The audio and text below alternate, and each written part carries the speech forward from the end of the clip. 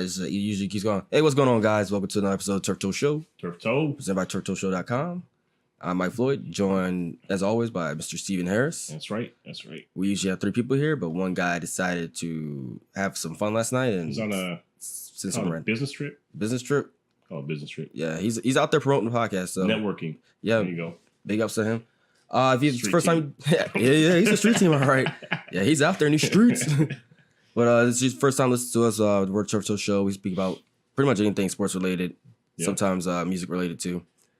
But mainly, there's not really much going on. I mean, we still got the Antonio Brown stuff going on, sending out cryptic tweets. I mean, it's not really cryptic. Not really cryptic. He's just doing his thing. He's going to be on a different team next year. Oh yeah. There's no way. I don't want to say I guarantee it, but it's not going to be. I'm going to be more surprised if next year he ends up on the Steelers again. Yeah, there's no way. There's no way. But we also got the conference championships popping up, and we got Jalen Hurts transfer to OU. So before we get or where are you gonna go for it? Well, I wanted to talk about what's the name, James Harden. So if you haven't followed us before, I am the most anti Carmelo Anthony fan in the world, and I screamed from the mountaintops over and over again that Carmelo Anthony will hold back the God himself, James Harden. The God. He is he's base guy, dog. Like he's dropping 50 plus points a game.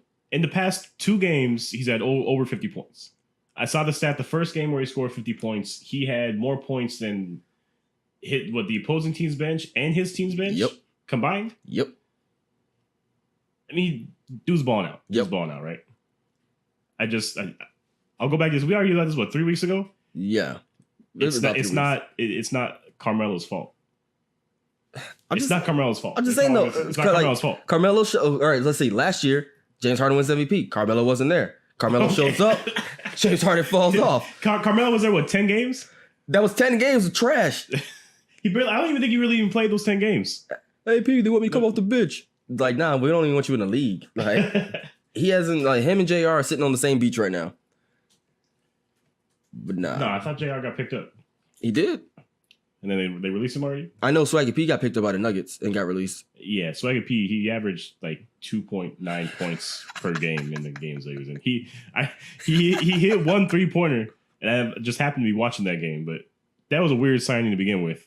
That made no sense at all. I guess because, what's his name? What is it? Paul something.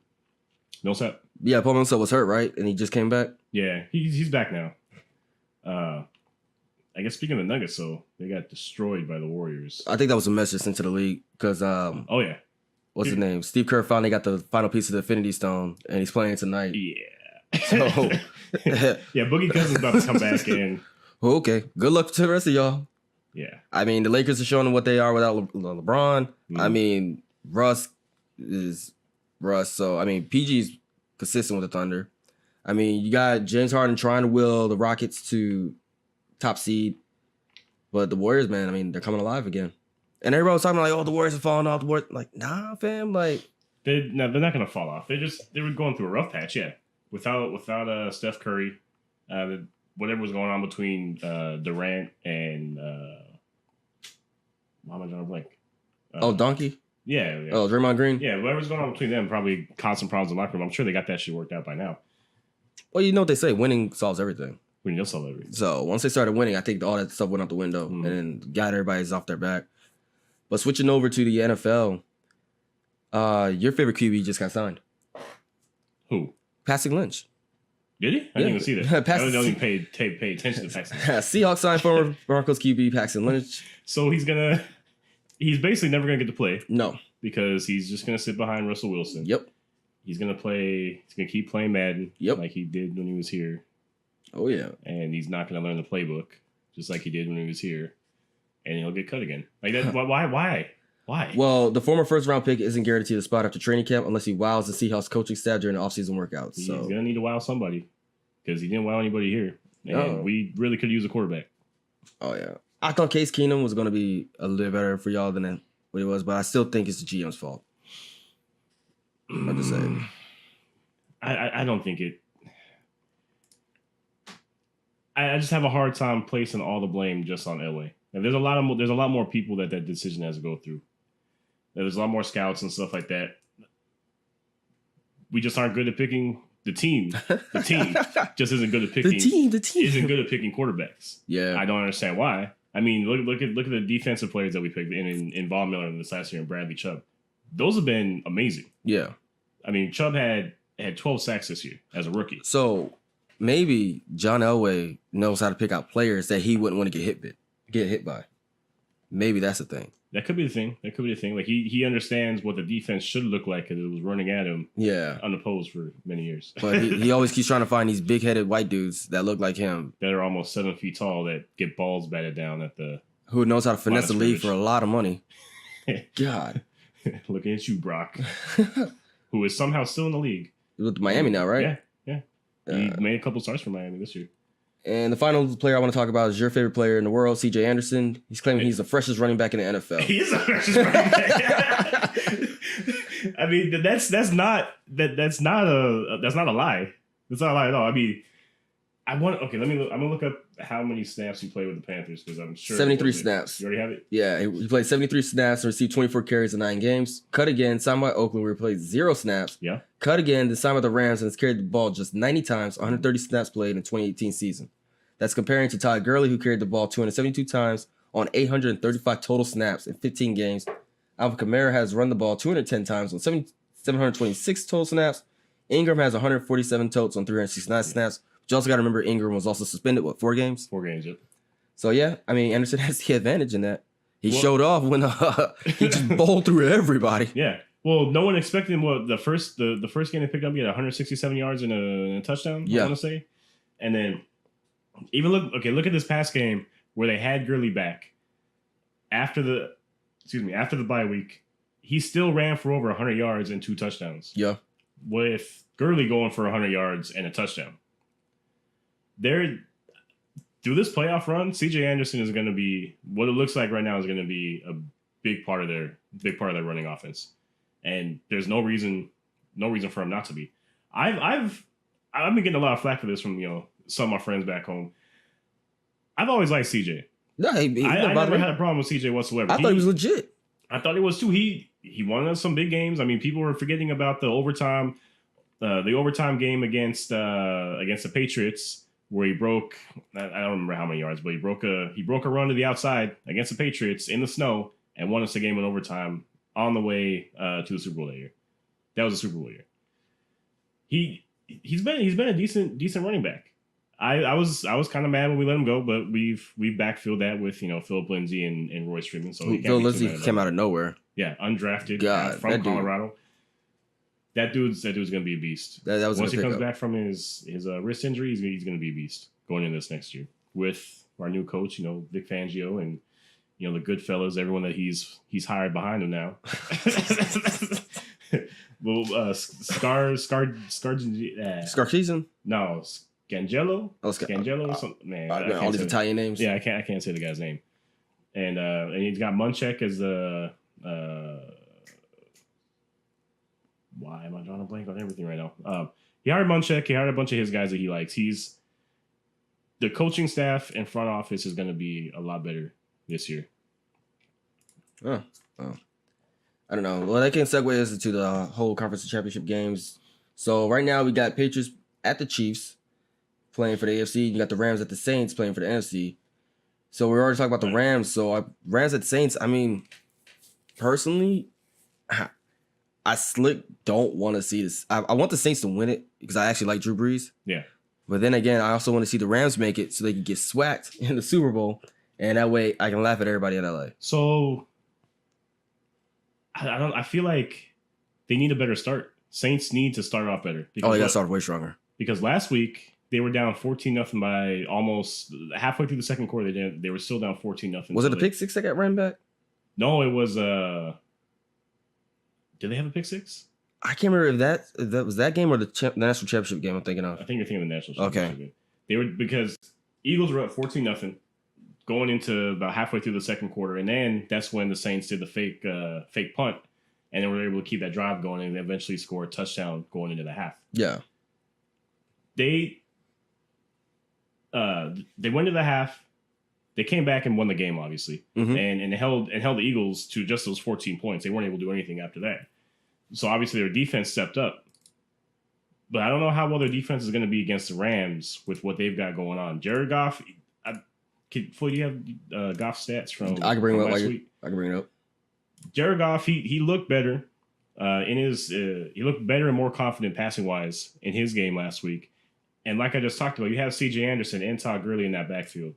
Todd Gurley's obviously the main back for that team, but if they can bring him out and put in C.J. Anderson, who's just going to bowl over dudes. You said you wanted Jared Goff's stats? Yeah, what was his passing stats was 15-28 for 186 yards. Yeah. C.J. Anderson had 23 carries on 23 yards, 2 TDs. So when you really look at the stats, it was more on that running game. C.J. Anderson won the game for him. Yeah. Because Dak Prescott went 20-32, 266 yards, 1 TD, and Elliott had 47 yards. Yeah. So that they could have got Elliott going. Slick could have lost that game. They could have. I mean, the game would end up being a little bit closer. But that also goes to show the defense. I mean, if Zeke only had 47 yards rushing, that defense really stepped up. I mean, they had to. Well, because you got those two pillars standing right in the middle. Yeah, you got Donald and Dominican Sue. Yeah. But then on top of that, so that's another thing. So it's going to be a fight between those two versus Kamara and Ingram versus those two. Yeah. But I mean, if they start breaking into the outside, I mean, well, they still have the corners. They got Akeem, they got Peters. Yeah.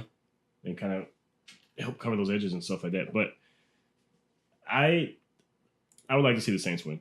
Yep. But I just think they're going to need to get off to a faster start. I mean, if Drew Brees is throwing like he did, 28-38 for 301 yards, 2 TDs, and if the defense steps up like they did last week, I mean, Jared Goff's going to make mistakes. He's a young quarterback. I mean, what's this? His third year? Second year? Third year. So he's going to make mistakes.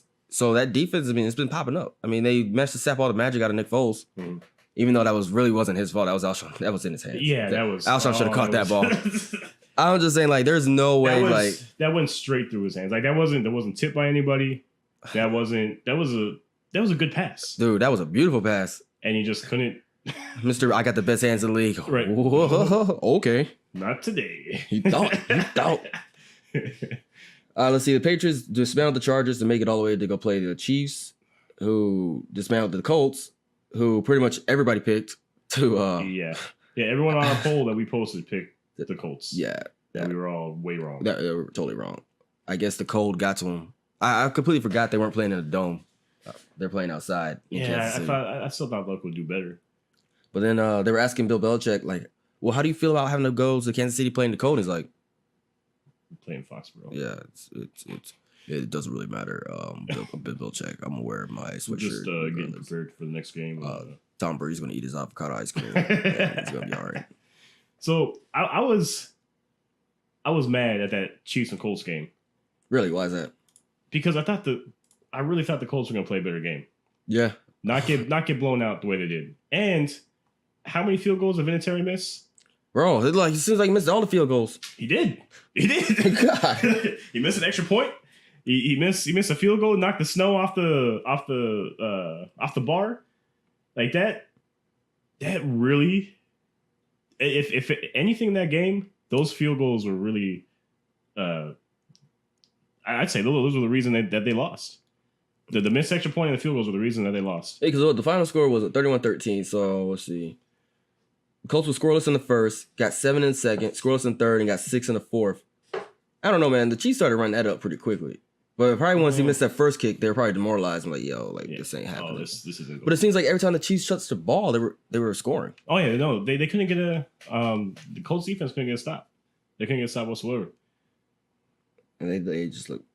It was just bad. I turned that game off. It was just bad. Yeah, dude. I mean, I guess I even thought the Chargers were gonna do a lot better than they did. Also, so the Chargers, I mean, they started picking it up toward the end. Towards the end, when it was already like 28 to whatever, I don't even know. Because they scored that quick touchdown in the first, and then they held a scoreless all the way till the third, and that's when Brady put 14 up in the first and 21 in the second.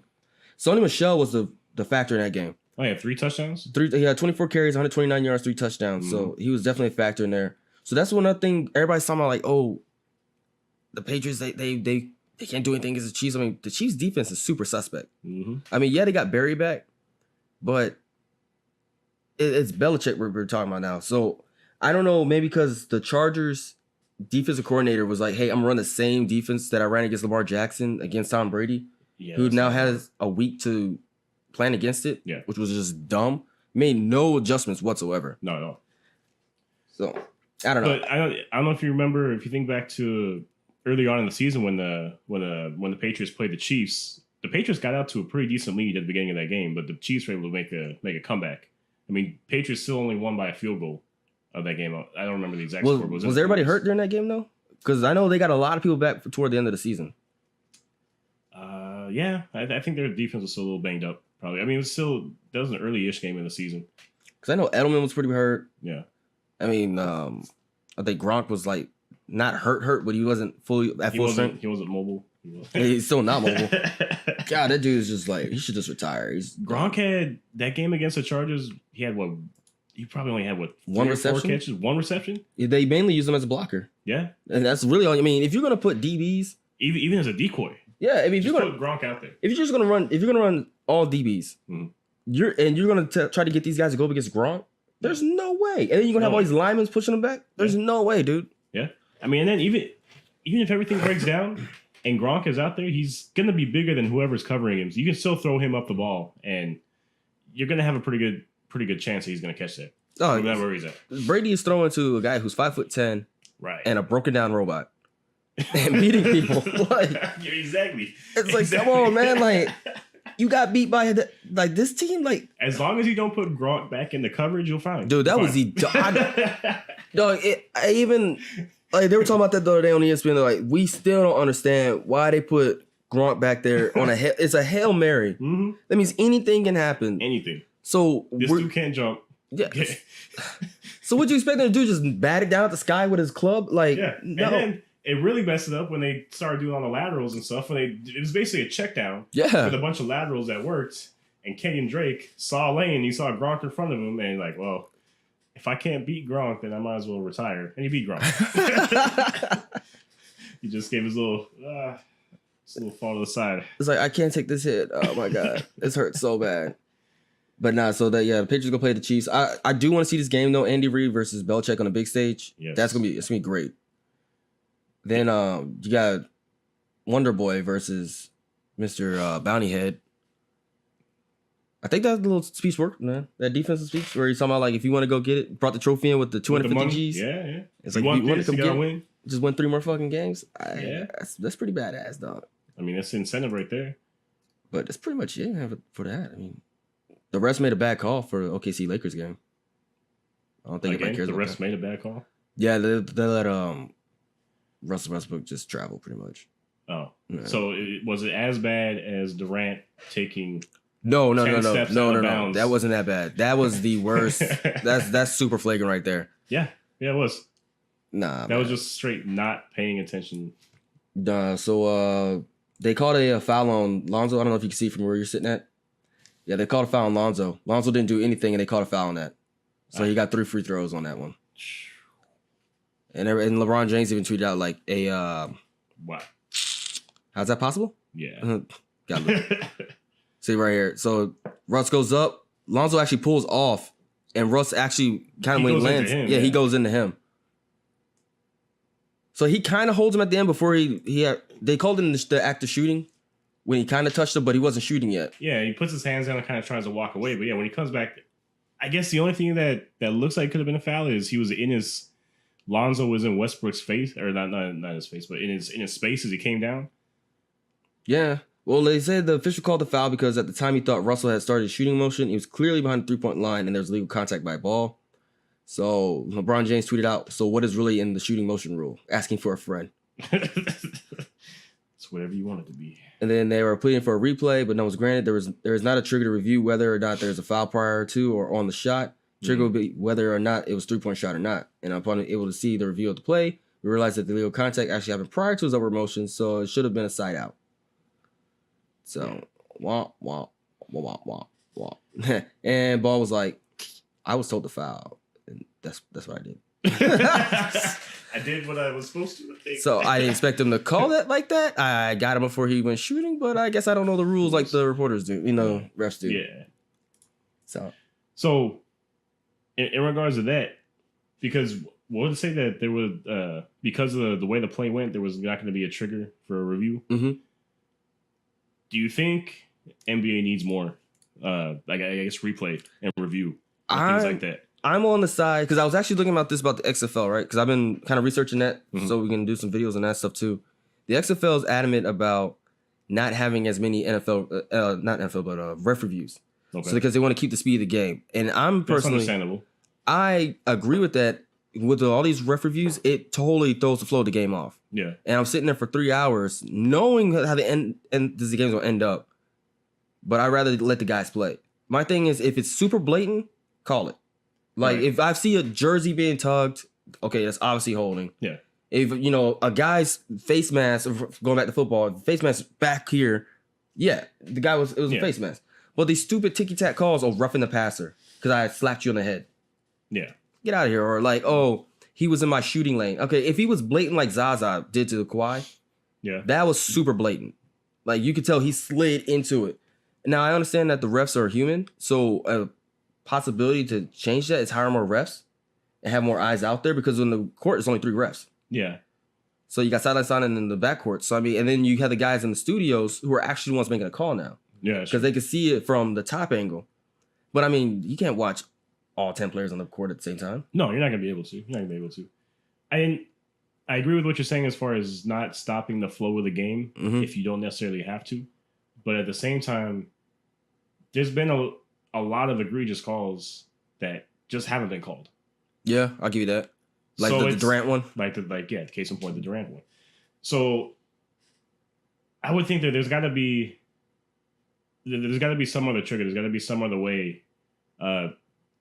Somebody else that can maybe have extra eyes. Like you said, there's supposed to be the guys up in the booth that are watching. Yeah. But they can't stop the game themselves. It has to be the ref that's on the floor. So my thing is, call a foul. So my thing is, why not give these guys because they always go and put the little headphones on and stuff when they do the call stuff. Do the review. So why can't they have just one ref that's sitting behind like the little, what is that? The table? Yeah, the press box. Like having the earpiece on. And so if they call it down from the booth, like, hey, I mean, because like all scoring plays in the NFL are reviewed automatically. Yeah.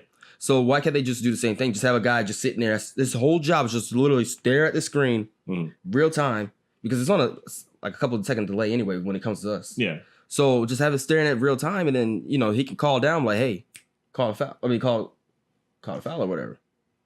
I mean, yeah, that could be good. They're talking about putting more technology in the game anyway. So I mean, yeah. And then it will set the standard like, hey, a lot of stuff that you used to get away with, we're not going to let you get away with it. But then again, I also think they need to trim down this rule book too. Yeah. Yeah. Let these boys play.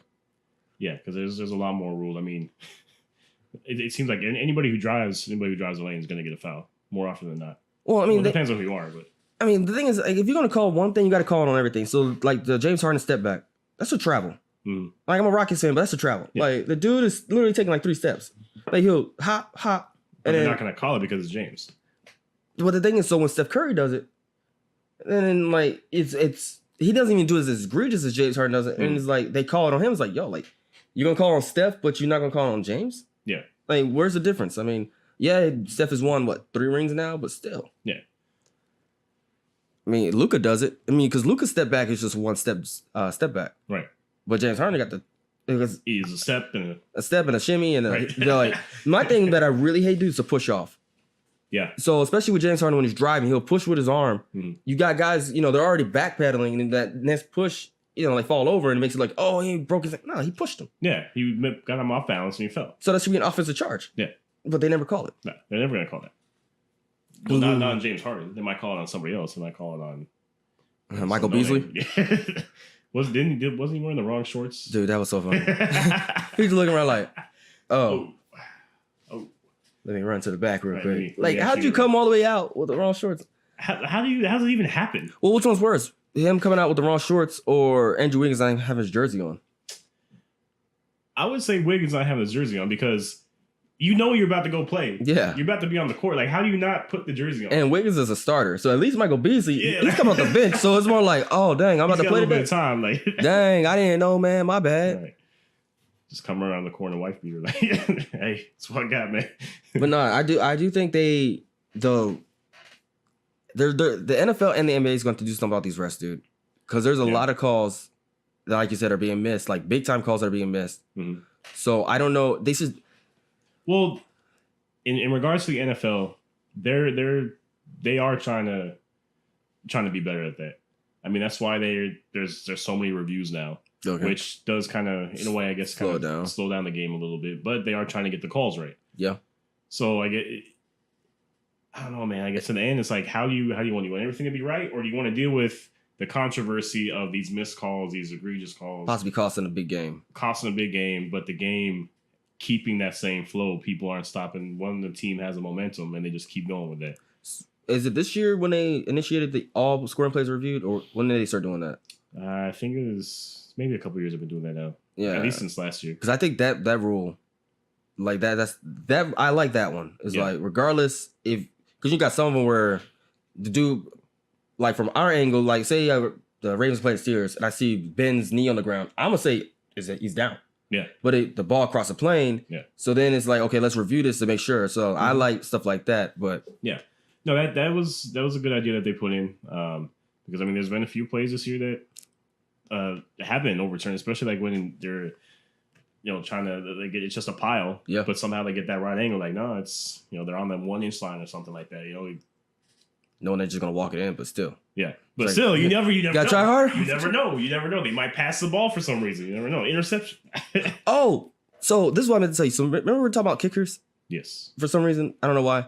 So, our 2 favorite kickers have been signed by in the AAF now. Who's our favorite kicker? Nick Novak and Young Ho Kim, or whatever his name was. Both ex kickers for the Chargers. Yes. If you don't remember them. Are signed. I want to say one is signed by the Iron. Yeah, I want to say Nick Novak is signed by the Iron. And I want to say Young Ho is signed by the San Diego Fleet, if I'm not mistaken. Wow. Yeah. Dude, there's a lot of like Christian Mettenberger. Remember him? Yeah, I remember him. Yeah, he's a quarterback for the Memphis Express.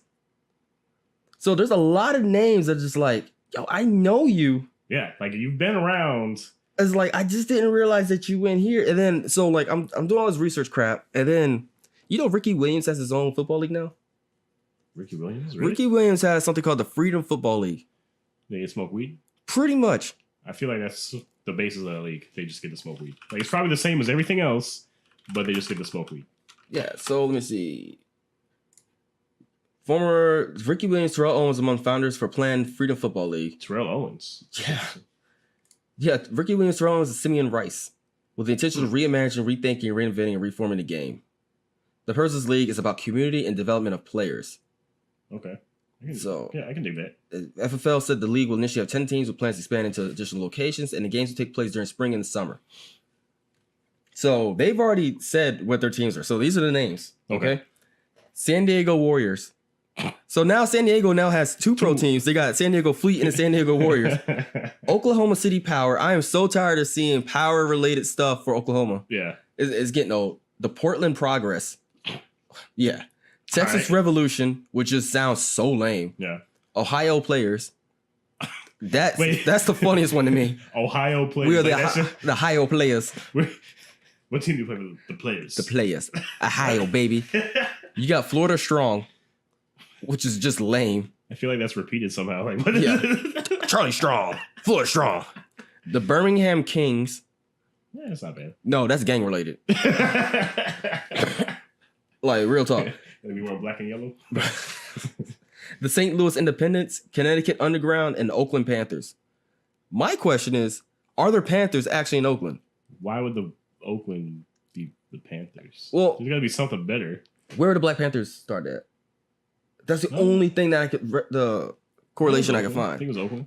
So, I mean, maybe that's the reason why. Maybe there's a deeper meaning to it. Ricky Williams taking us down the rabbit hole. He's like, hey, man. Yeah. So the FFL sent a statement that its mission is to attract football players at their highest level of athletic ability, including those defected from the NFL, graduating college or high school, or playing in an international alternative professional football league. The league is said to be financed through a combination of private funding and public offerings in 2019, meaning fans will be true owners and legally committed business partners. As for players, FFL said it would ensure they would receive permanent and reliable holistic health and wellness support on and off the field. So when is this league supposed to start? It's supposed to start next year. But here's the crazy part. So the AAF starts this year in February. Right. The XFL starts in 2020. Supposed to. They're supposed to play at the exact same time Yeah, all three of these leagues are supposed to play. So then the FFL is going to play. So my thing is, so AAF has already been picked up by CBS. Yeah. CBS is backing them. Yeah. What's his face? Vince McMahon has a really good working relationship with USA Network, Sci-Fi, and he's also talking about doing digital streaming stuff for it as well. Well, he already has the WWE Network, and it's obviously making a lot of money because it's still around. Yeah, you figure something like that would have folded by now, but it's still around. Yeah. I don't know how you watch. People love wrestling. I get that, but I mean, I'm not gonna lie, I loved it when I was a kid. Oh, dude, when we were kids, like it was amazing. That was the best wrestling. They had to tame it down a lot. But then, so my thing is, so who's going to actually back this Freedom Football League?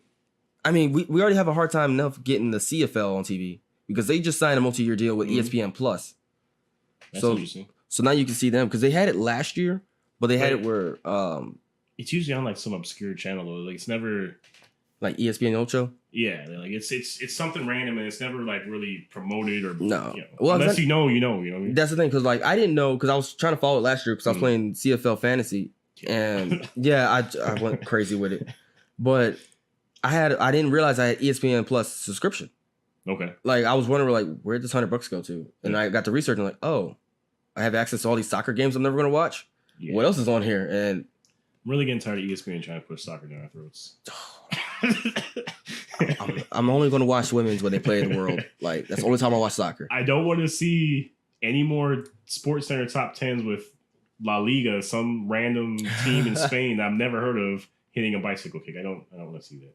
So I'm looking at the founding owners of the Freedom Football League: Akil Smith, Adrian Kirwan. There's a bunch of people I don't know. Like they all played in the NFL. That's the crazy part.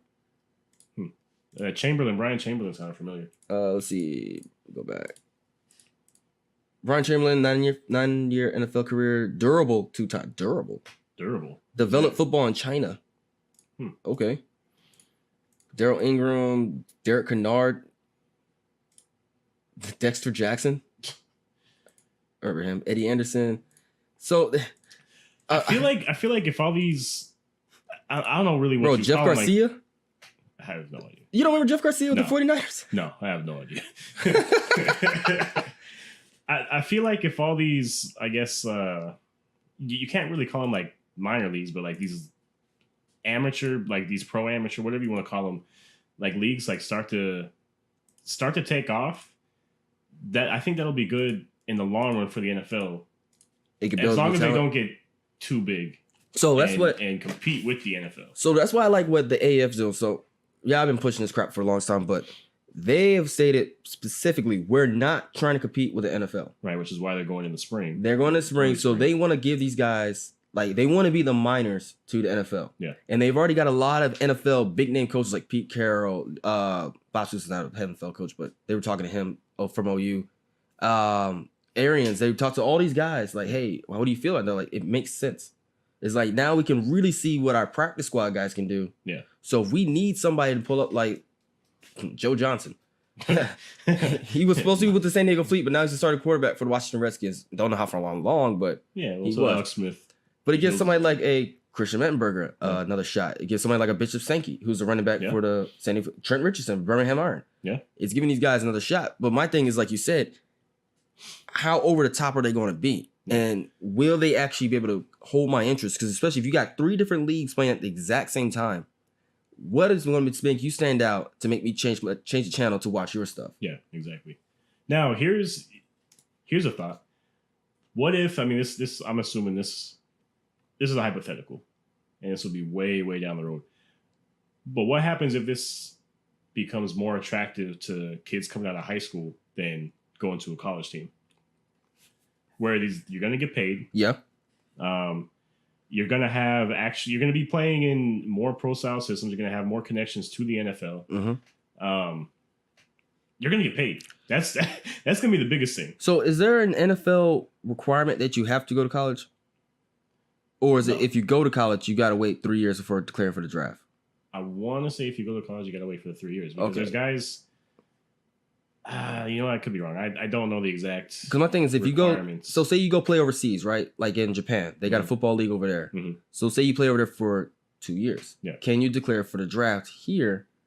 Kind of like if you played for the NBA, if you played overseas basketball instead of going to college basketball, it's like, is there the same parallel for the NCAA for the NFL as like there is for basketball?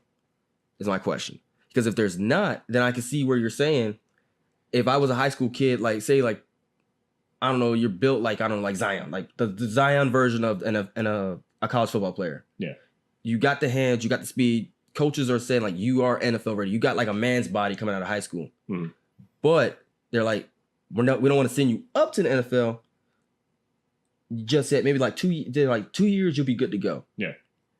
I agree. He should be able to go play for like one of these little smaller leagues and then actually go to the pro style system, be behind the coaches. Then I also help out with the like, if they give these kids financial classes. Yeah. And show them like, hey, like you need to do your money this. Like you're not making a lot of money yet. But when you do make a lot of money, this is what you need to know. This is what you need to know. You're like, they know how to travel with the teams. Like, so in order to be eligible to enter the draft, players must be at least 3 years removed from high school. It doesn't say whether you went to college or not, just 3 years removed? Or 3 years removed from So that's why the AAF does the 3 year thing then. Yeah. That makes sense. Okay. Okay. So I'm looking at the FFL pillars. They have economic justice, establish economic justice via financial incentives through joint ownership, further eliminating financial exploitation and profiteering to the benefit of the few at the expense of many. Players at the center, ensuring players receive permanent and reliable holistic health, wellness support on and off field. Reimagining the game experience, imagining the game for fans by creating a new specter experience that leverages technology and embraces innovation while simultaneously eliminating price gouging to make loyalty and game attendance affordable again. I 100% agree with that. So they're trying to be like more for the people, for the community. So because like when you look at where the teams are at, because I was looking at this AF, San Diego, Birmingham, Oklahoma City. I mean, so like they went to places like you said, San Diego. They love football there. They love football, yeah. Oklahoma, they love football. Portland doesn't have a team. No, trash. But they're the home of Nike. Like how they got Oregon out there, but I mean. The Oregon Ducks, but it's like Texas, Texas. Texas is gonna like it. Yeah, Oakland was the birthplace of the Black Panther movement in 1960. So that's why it's the Oakland Panthers. Ohio, I mean, they just love football. Florida, St. Louis, Connecticut. So I mean, they're going to places that play ball, but I don't know, man. It seems weird that they're. It's going to be interesting with all these other leagues trying to get started up right now. Like I'm gonna follow it and I'll keep reporting on it. Yeah. But I noticed with the FFL and the XFL is that I'll say the XFL is already selling season tickets, but yet you haven't announced who the head coaches are.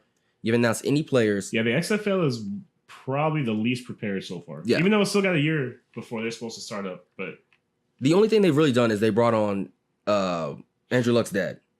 Yeah. So Oliver Luck, because he ran NFL Europe, which in my opinion was amazing. Like I played the crap out of that when it was in Madden. Like I was using those teams all the time. I was like, I'll beat you with the whatever that team was. The Fire. But yeah, so I don't know, man. It's because if you can definitely tell by just going to the sites that their priorities are totally different. Yeah. Like when you go to the XFL site, the first thing that pops up, 2020 tickets, reserve your 2020 season tickets. Right. It's like but for what? Yeah, for what? There's nothing out yet. The only thing they tell you is which stadiums are gonna play in. Yeah. Sign up to move. Don't you have team names, right? No, they just say what cities. Yeah. So I would hold off on that, especially since the first XFL didn't do very well. Nah, well they tried to put the wrestling too much into it. So now, according to Vince McMahon, they're gonna be more football related. But I'm gonna go to this that little meet and greet thing Saturday. That's right, San Antonio Commanders. San Antonio Commanders. And I'm gonna see what they're because I know that it's an event to sell tickets. Yeah. But I also want to see what type of players they actually have out there. Yeah. Because if you got some Joe Blow that probably played not even in an arena league, I'm just like, come on, man. But even if you go to the event, like, yeah, they're talking about game tickets available, get yours now. But at least they're showing pictures of the players, the teams, their social media is on it. Matt Asiata. Wait, hold on. What? What? Is Matt Asiata playing for the Salt Lake Stallions? They're not gonna have any players for any of these other teams. No. So. Oh, that's gonna wrap it up for this episode of Turf Toe Show. If you like this podcast, share with your friends. Like us on Facebook. Subscribe. Yeah, it'd be nice. Be lovely. But till next time, guys. We out.